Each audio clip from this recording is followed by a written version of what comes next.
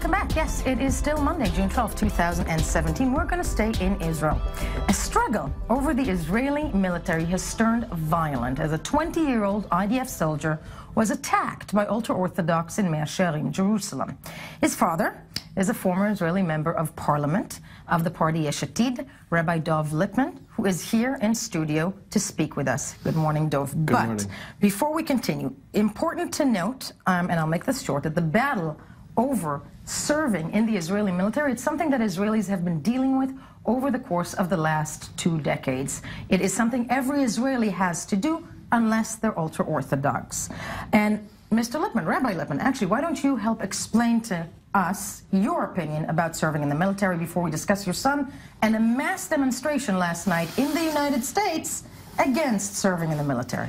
So the way I see it, as someone who is religious, a rabbi, understands the value of studying the holy texts, there could be no greater honor than serving in the Israeli Defense Forces. What greater holy mission, if you want to use that terminology, can there be than to defend the Jewish people and the state of Israel? And we live in a world today where you could combine together Torah study and serving in the military. My son learned in yeshiva for a few years. He's now serving in the army. Combining the two together, while he's in the army, he has time to study the texts as well. And we live in a world today where you can do both. So my opinion is, young men should do both. I want to talk about your son for a second, because we have footage. We have, I believe, a picture of, he was helped yesterday. What happened? He was attacked by whom? My son was in an ultra-Orthodox area buying religious texts, actually, in a store, and a mob of extremists came, surrounded the store, didn't let him leave. He got out, and I want to say thank you to some of the ultra-Orthodox men who were there. They helped him. You'll see them now escorting him, walking away. You see my son there walking,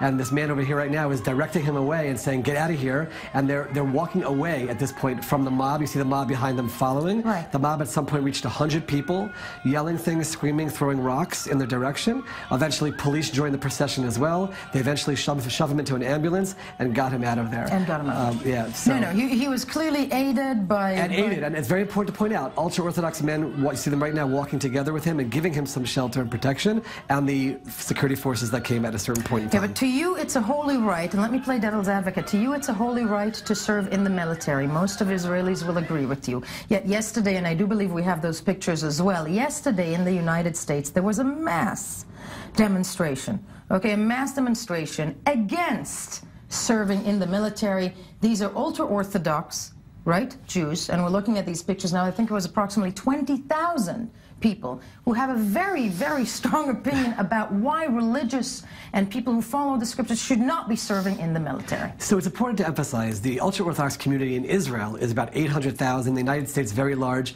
By and large, the overwhelming majority, even if they don't serve in the army, they're not against the army. They say prayers for the army. They're supportive of the concept of an army. Some of their children do go to the army. This is one sect, the Satmar sect in New York, that came out en masse against it. It's a small segment. We have to marginalize those extremists and focus on the mainstream who understands that you can combine together the two.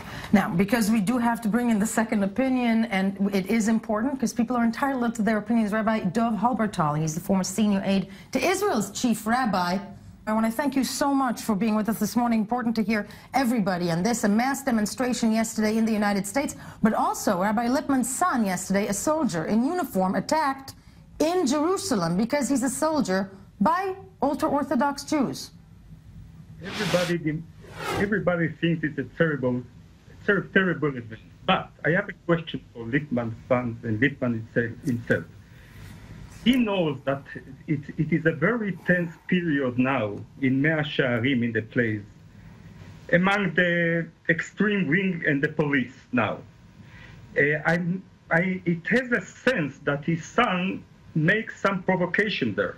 By coming in with the uniform, it's like to enter Harlem in the middle of violence and tense. I need to respond to that. Yeah, no, please, Rabbi Halberstam, I'm going to have to, actually, Rabbi Lipman, I'm going to have you answer this. The suggestion that a 20-year-old young man who's serving in the army and studying Torah at the same time wanted to go to a store to buy a sefer that was there, a holy book that was there, and was trying to in any way provoke anyone is an absolute absurdity, and I hope that Rabbi Halberstam will take back that assertion. My son was unaware of all the craziness that's happening in the streets. Rabbi Halberstam, he's serving in the army, he's studies Torah. He's not on the internet watching all of that. He had no idea. He didn't talk to me beforehand. He innocently went to buy a book. And any but along with your condemnation is abhorrent to me, and I reject it completely, and the people who are watching should understand this is also an extremist perspective, and we are going to work against that extremist perspective as well to root it out so that Israel can be a place where people are religious, Talmudic scholars, part of society, serve in the army, and we can get together in harmony with one another, and extremists out. And Rabbi Halberstam, just a quick response, and again, all of us, civil friends, we're talking with an opinion. Yes, yeah, Rabbi Halberstam. I think it's a naive answer because his son knows very well about the tents there. He knows that every soldier coming here now, it's a provocation. He's a son of a member of the parliament, and he should know that all the public here in Israel would talk about it. So it may be a campaign of Rabbi Lippman and his son. Okay, Rabbi Lippman, first of all, Rabbi Halberstam, I have a question to you. At the end of the day, serving in the Israeli military is actually part of the law. It's part of the fabric of Israel. One cannot argue whether you're for it or against it. It's a country surrounded by enemies that will most likely go through more wars. How can there be a huge part of the population that doesn't take part in that? Rabbi Halberstam. You have to know that everybody respects the soldiers. There is a problem only with an extreme wing in Mea Shearim, and there he entered his son. Now, the mainstream of the Haredi wing thinks that serving in the army will ruin the yeshiva world, the studies, the students in the yeshiva, in the Haredi schools, and it will ruin the Haredi religions. So now, the fact that there is an army, and we all respect the army, and we thank every soldier, we think, as a Haredi wing, I mean the mainstream, that it's not the time to serve in the army if we want to keep the Jewish DNA Haredi way in Eretz Israel. There is only one way, not to serve in the army. Even though we think, of course, it's absolutely a big burden. It's a very important burden. We respect every soldier, but on behalf of the Jewish existence for generations to be, we think it's not a time to serve in the army. Let's say at least in this generation. In this generation, I'm sorry to stop you, but if it's just a small group in Mea Shearim, why do the rabbis not tell them not to attack soldiers? It's only a small and extreme wing in Mea Shearim, and that makes me to think that it was a provocation, because everybody knows that today coming in there, in among these extremes, he will be attacked. So it's like to come in Harlem, as I said.